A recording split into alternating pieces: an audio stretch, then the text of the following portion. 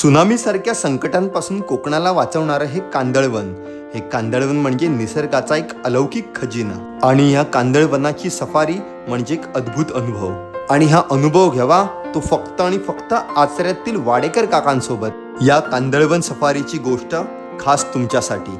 आज जो का आम्ही घाट घातलो कांदळवन सफारीचो, त्याचे सूत्रधार आणि आमचे करता धरता सगळे वाडेकर काका असत. यांका तुम्ही बऱ्याचशा व्हिडिओमध्ये बघला असलेल्या आहेत, कारण की आचरा आणि कांदळवन नाविला की वाडेकर या नाव त्याला लागान येतात पहिलाच. हा, म्हणजे जसं तुम्ही क्रिकेट म्हटलं, आता आमचा विषय होतो क्रिकेट म्हटलं की तेंडुलकर येतात, तसं कांदळवन म्हटलं की वाडेकर, दोघे कर जुळले सुद्धा. तर आता यांच्यासोबत आपण अनुभव घेतलो कांदळवन सफारीचो, आणि कसं होतलो शंका नाही, चांगलंच होतलो. उभी कर, ओढून बांध.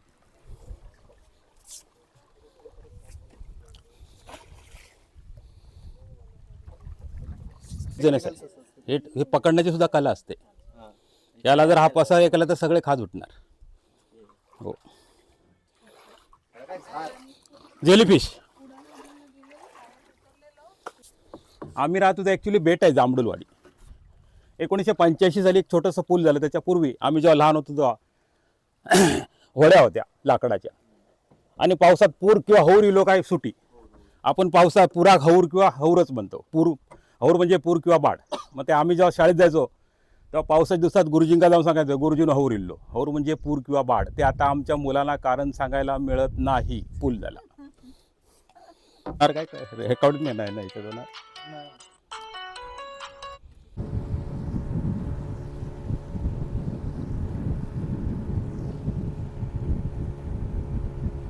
वटवागळं आणि परागीकरणात त्यांचा एक महत्त्वाचा रोल आहे. काही झाडांच्या बिया वटवागळांनी खाऊन टाकल्या तरच रुजतात, नाही तर रुजत नाहीत.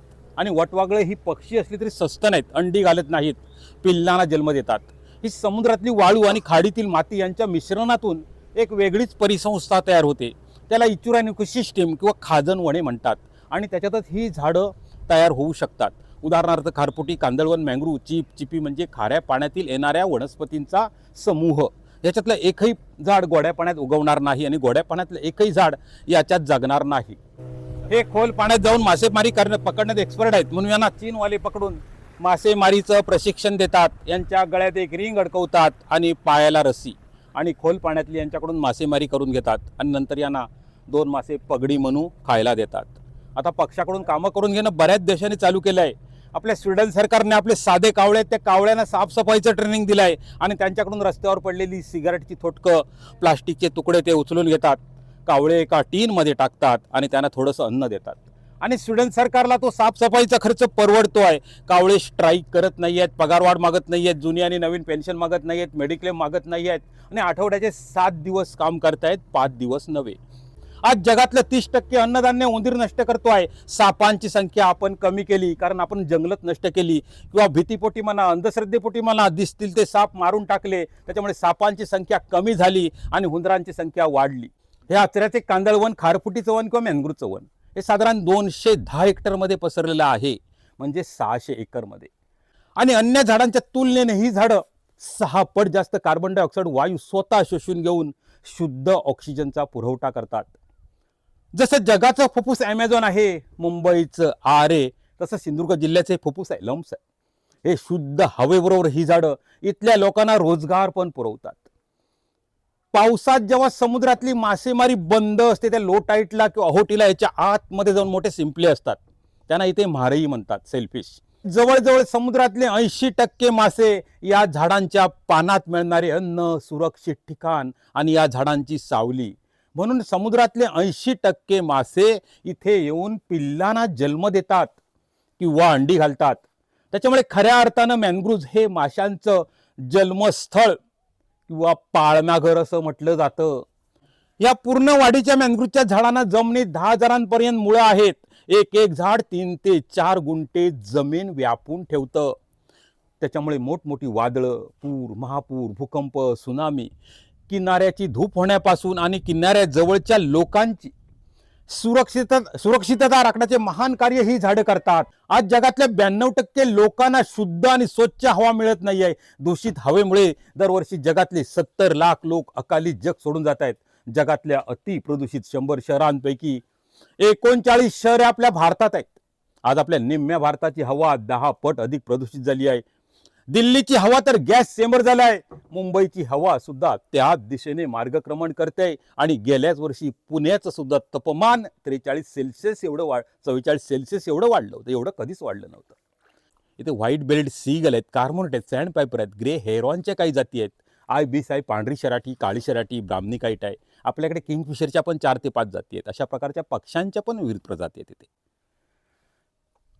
आणि याच्या आतमध्ये पान विंचू आहेत, पान साप आहेत, अजगर आहेत, खवले मजरे आहेत, घोरपडी आहेत, जंगली डुकर आहे, गोल्डन जॅकल आहे आणि भारतीय अजगर पायथॉन 2 वर्ष आणि 9 महिने काही न खाल्ल्याशिवाय जगल्याचं पण रेकॉर्ड आहे. पहिले आपले चरक शिश्रू ते ऋषीमुनी होते, ते युद्धात नाक कान कापलं तर झाडांच्या पाल्याने जोडत होते. एवढे आपल्या आयुर्वेदात झाडांमध्ये किंवा निसर्गामध्ये ताकद आहे. त्या शेंगा दिसतात त्या झाडांच्या बिया आहेत त्या, आणि त्या बियांची रचना निसर्गाने अशी केली आहे की खालून त्या टोकदार आहेत. जमिनीत खाली पडल्या की आपोआप खाली रुततात आणि परत झाड तयार होतं. मनुष्य लावेल अशी निसर्गाने वाट बघितलेली नाही. निसर्गाला माहित होतं मनुष्य लावणार कमी, असलेले तोडून टाकणार. त्याच्यामुळे त्याने स्वतःचं डिझाईन स्वतः तयार केलं आणि त्या झाडाला आपण मराठीमध्ये कांदळ म्हणतो. तर त्या झाडाचं बॉटनिकल नाव आहे रायझोफोरा एपिक्युलेटा.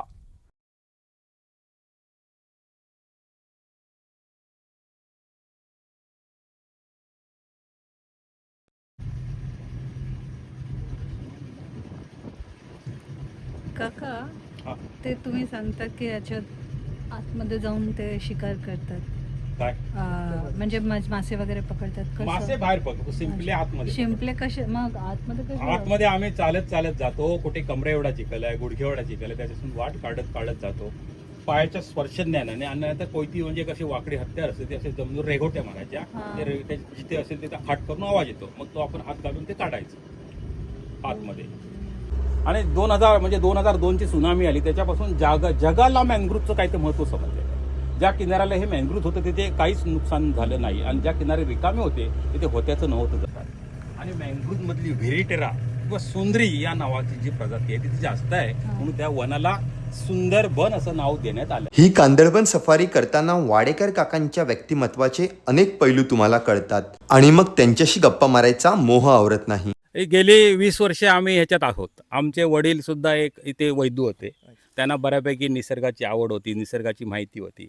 अधिक आम्ही इथे फेरीबोटीचा, म्हणजे तेव्हा पूल बिल नव्हते, तेव्हा माणसं लाकडाच्या होड्या होत्या, त्यानं इकडून माणसं तिकडे सोडायची, म्हणजे त्यात तर म्हणतात किंवा तार म्हणतात. तो आमचा व्यवसाय होता. मग त्याच्यातून आम्ही जेव्हा इथे माणसं यायची तेव्हा बोट चालू होती देवगडला आचऱ्याला, तेव्हा इथं खाडी किनारची लोकं यायची, त्यांना आम्ही वडील आणि वडिलांबरोबर तिथे सोडायला जायचे आतमध्ये. तेव्हा ही झाडं म्हणजे असं हे पाणी भरलेलं असेल की ते मला वाटायची ती झाडं तरंगत आहेत. त्याच्यामुळे ती उत्सुकता निर्माण झाली आणि मी ते वडिलांना ते विचारायचं. मी आमच्या वडिलांना आपा म्हणायचो की आपा ही झाडं कशी तरंगतात. तर ते तेव्हा सांगायचे, अरे ती झाडं तरंगत नाहीत, थंय खाली जमीन असा, ती बेटा असत, ती सुकती किंवा लोटाईट ज्याका आपण सुकतीक ती आता त्यातलं पाणी कमी होतला आणि भरती इला काय त्याच्यात पाणी वाढला, आता भरती आहे म्हणून ती तुका तरंगत तशी वाटतं, ती जमीन असा. मग इथपासून त्याने बाळकडू जेव्हा दिल्याने आमका तेव्हा त्याच्यातला हे समजाकला. त्याच्यात आमका नंतर कोकणी रानमाणूस प्रसाद भेटलो. आणि जो काय आम्ही जे ह्यो प्रसाद गावडेचोच आमच्यावर प्रसाद असा. त्याच्यानंतर प्रसादान परत अजून हरीश बालिंका घेऊन येलो व्हिजा टू एक्सप्लोर. हरीश बालेंनी सगळा आपला जरी ते हिमाचल प्रदेशात राहणारे असले तरी त्यांनी आपल्या हे सगळा कोकण इतर म्हणजे बाहेरच्या राज्यातल्या किंवा इतर लोकांका त्यांच्यामुळे कळला. आणि हेका मूळ कारण असा आमचो प्रसाद आणि आमचो एक हयचोच मित्र असा बाबू गावडे किंवा आनंद गावडे, हे त्याका घेऊन येल्ले. म्हणजे काही मोठासा आम्ही काही काम नाही, रोल नाही आमचो, खारी एवढंच आमचं वाटो असा तो सगळ्यांचो. तरी पण ओमकार गावकर किंवा हे स्वप्नील परब किंवा प्रसाद गावडे, बाबू गावडे, आनंद गावडे, हरीश बाली असे जे मोठमोठे, त्याच्याशिवाय वर्ल्ड मॅंग्रोव्ह सोसायटी असा, शिवाजी युनिव्हर्सिटी असा, ह्यांचा पण आमका बऱ्यापैकी सगळा योगदान मिळतात. आता आपल्याकडे ऋतू, पहिले आमच्याकडे ऋतू 3 होते, उन्हाळो, पावसाळो आणि हिवाळो. आता हिवाळो काही दिसणार नाही. आम्ही अगोदरच्या जेव्हा आपली पहिली ह्या असा आंघोळ किंवा ह्याची चावदीस, त्याका आम्ही चावदीस म्हणतो होय मालवणात. आता तुम्ही त्याका पहिली पहाट असो त्याका तुमका शब्द आम्ही सांगा कयो, चावदीसच. पण नाही बाकीच्या लोकांका सांगते पहिली आंघोळ किंवा पहिली ती चाव दिस तेव्हा आम्ही उठवू नये. आऊस आमका ढोनिये घालून उठय, म्हणजे उटारे ते दिसाच्या आधी तर सगळा न्हाऊ कया, तुळशीच्या पुढे कार्टा फोडू कया आणि त्या कार्टा पहिला खाऊ कया, कारण कार्टा ह्या कडू असता आणि आपण गोडधोड खातलो म्हणून पूर्वजांनी आपल्याक तो काही कार्टा फोडलो म्हणजे काही मोठं राक्षसाचा अंत केलो असं होणार नाही, पण तो कार्टा पोटात गेल्यामुळे आपल्याक जर गोडधोड खातलो त्याच्यात पहिलेच पूर्वजांनी आपल्याक अशी आपले सण आणि उत्सव ते सुद्धा असे पर्यावरण पूरक सातवनाचो रस घेऊ आधी.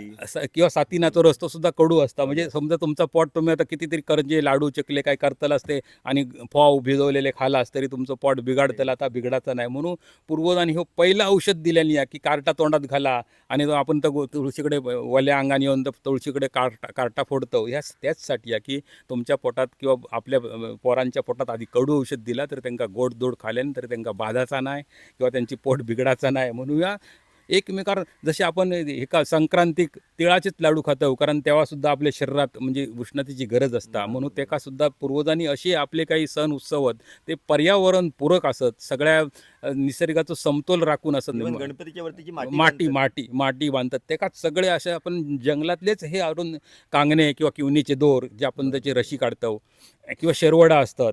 शर्वाडा लागेल.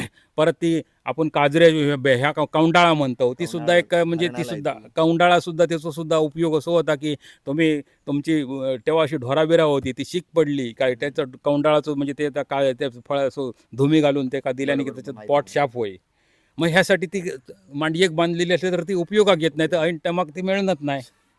म्हणून त्यासाठी पूर्वजांनी डोक्यात चालवून जे सगळे मोठे आपले सण आणि उत्सव तयार केलेले आहेत. फूड कल्चर आपणाक फूड दिला, कल्चर. निसर्ग आपल्या हातीत दिलो, सगळं आपणाक हो, दिला हो. आणि आता फक्त आपल्याक हो, टिकवचा असा. टिकवचा असा. आणि तुमचं हो तारी म्हणतात जे घेऊन जायत हो होडी आमका तारी आमचं तारी. आडनाव जरी वाडेकर असलं तरी आमका तारिया म्हणून भाऊ तारी किंवा भाऊ तारियाचो झील असंच आमका अजूनही काही लोका ओळखतात तेव्हा तारीच म्हणतात.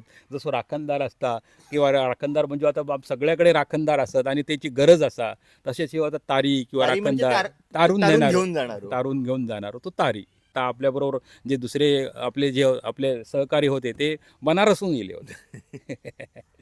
पण ते खूप- खास मुद्दाम हरीश बालींचा व्हिडिओ बघूनच ते इल्ले. होय. विजा टू एक्सप्लोर नावाचा हरीश बालींचा व्हिडिओ तो बघून ते मुद्दाम दोघं लोक सुद्धा ते म्हणजे बनारस कुठे आणि आपण कुठे खैके पानं बनारसवाला असाच आम्ही म्हणवतो, पण त्या बनारसी बाबू किंवा बनारसचे सर आणि ते मॅडम यांची स्वतः आमच्याबरोबर भेट झाली. स्वप्नील बरोबर त्यांची ओळख झाली, ओमकार बरोबर ओळख झाली आणि ह्या स्वप्नील परबाग सुद्धा उदंड आयुष्य, आरोग्य, उत्तरोत्तर प्रगती आणि नाही, ओमकार गावकराक सुद्धा आणि सगळ्यांका प्रसाद गावड्याक सुद्धा सगळ्यांका आणि सगळे जे काही आपले हे जे काही ह्याच्यातले सगळे म्हणजे हे राखणदार काम करतात. आहेत त्यांना असंच सगळे त्यांची उत्तरोत्तर प्रगती व्हावं हीच एक आम्ही या निसर्गाकडे मागणी करतो आणि हे आमचे 2 शब्द संपवतो. काकांची सगळ्यात जास्त गोष्ट मला आवडली माहित आहे का, हे जे काका याचं काम करतात मँग्रोव्ज दाखवणं सगळा, स्वतःच्या कामात मजा कशी घ्यायची ना ती या माणसाकडून आम्ही आज म्हणजे शिकत होतो.